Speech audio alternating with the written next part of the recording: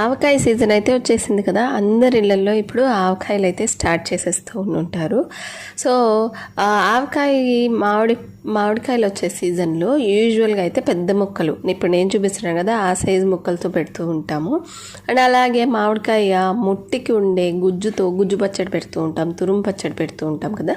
So మా ఇంట్లో అయితే వీటితో పాటు సన్న ముక్కల పచ్చడి కూడా డెఫినెట్గా చిన్నప్పటి నుంచి అమ్మ పెడుతూ ఉంటుందన్నమాట. సన్న ముక్కల పచ్చడి ఎందుకు పెడతాము అని అంటే, లంచ్ బాక్సెస్లో మేము కంపల్సరీగా కర్డ్ రైస్ తీసుకెళ్తుంటుంటాం. సో ఆ కర్డ్ రైస్లోకి మాకు కాంబినేషన్గా అప్పుడప్పుడు ఆవకాయని తీసుకొని వెళ్తూ ఉంటాం అనమాట. సో స్పూన్తో తింటాం కదా లంచ్ బాక్స్లో లంచ్.